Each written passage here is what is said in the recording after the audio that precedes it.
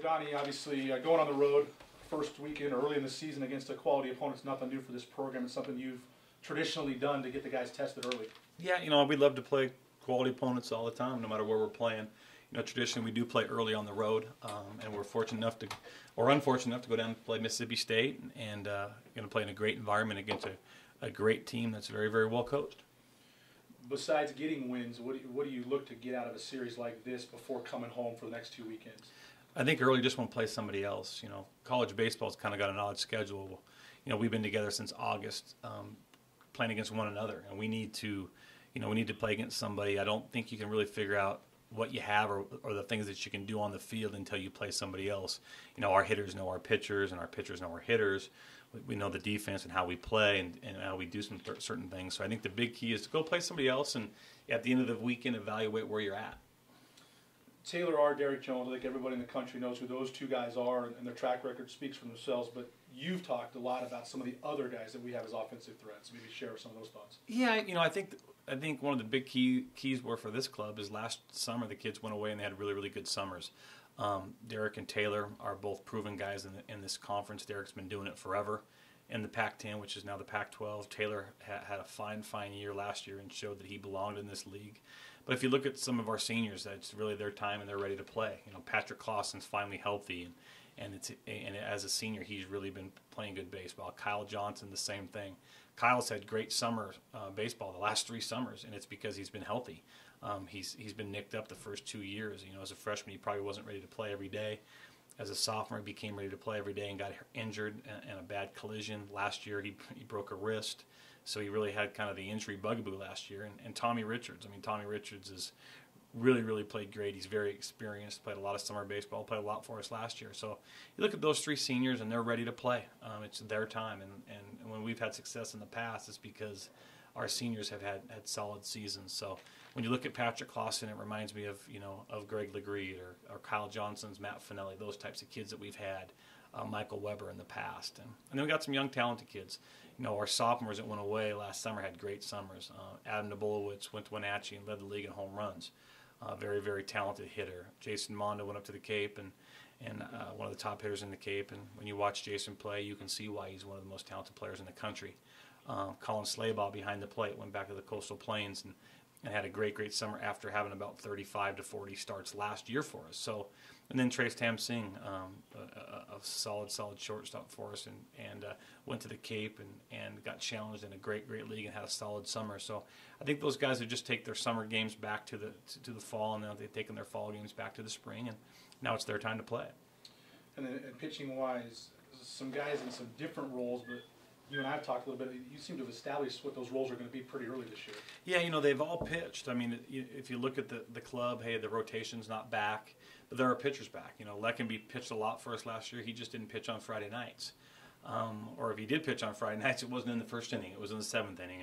And Draub was our setup guy last year, but now he's our closer.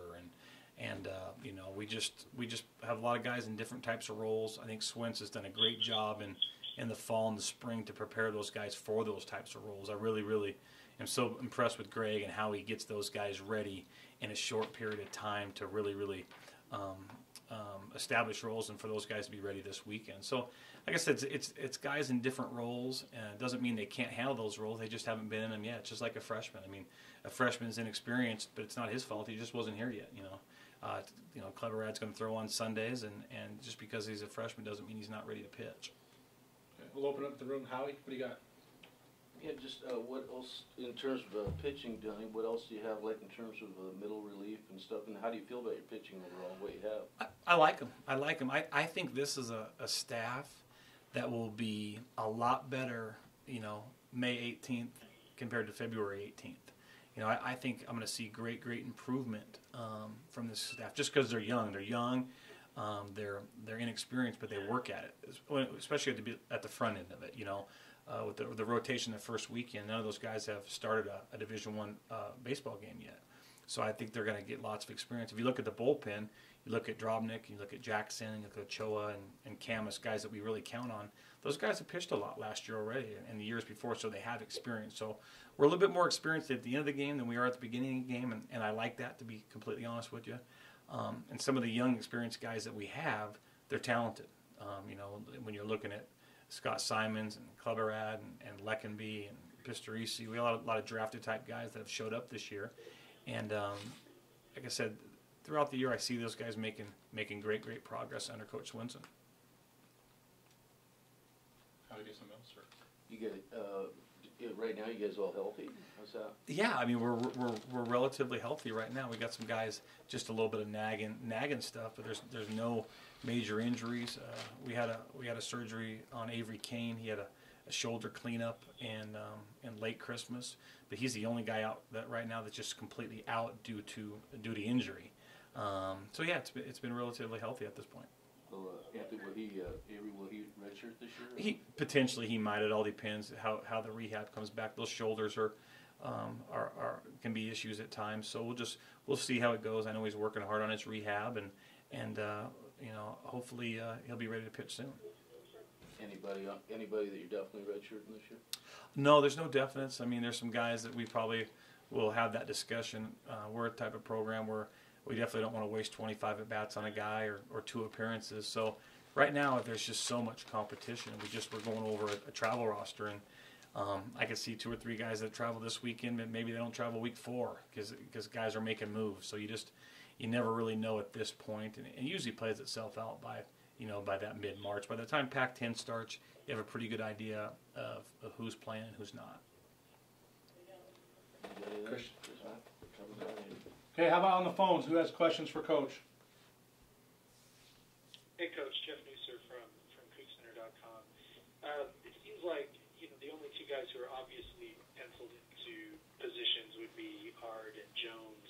Can you talk a little bit about some of the other positions and how you see them shaking out, whether you've sort of picked a guy to be your main guy there, or whether you're looking at platoon situations? No, I mean, I think you guys know about Arden Jones, but there's some players we really know about that have been penciled in from the get-go. I mean, if you look behind the plate, Colin Slaybaugh, he caught about 38 games last year, I think. Had a great summer. For me, Colin's one of the most talented players in the country.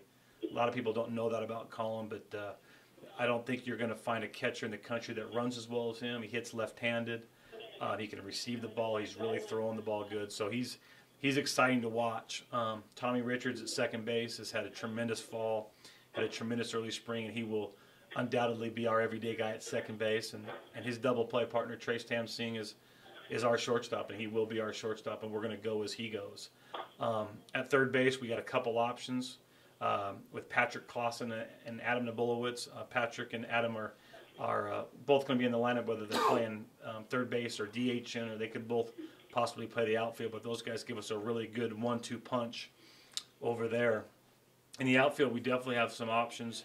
We kind of look at ourselves as having 4 starters out there with Jones in right, Johnson in center, Monda in left, and Blackham that can also play left and center. So we really feel good about 4 returning outfielders that we have too, and they can mix and match, and we can give some guys some off days from time to time, and DH some guys. So we're really excited about our offense when it comes to those guys, and we have some guys too that are still right in the mix. Brett Jacobs had a surgery last summer that he's kind of the only guy that injury-wise that's kind of coming off. He's cleared to play, but he's just a little bit rusty, and he'll get himself going too. But when you look at our offense, we have some different options at different places, and we have some guys that are entrenched in the lineup, and I think they've earned the right to play on an everyday basis. Thanks, Coach. Appreciate it. You bet. Donnie, Matt Stevens with the Commercial Dispatch in Columbus, Mississippi. How you doing? I'm great.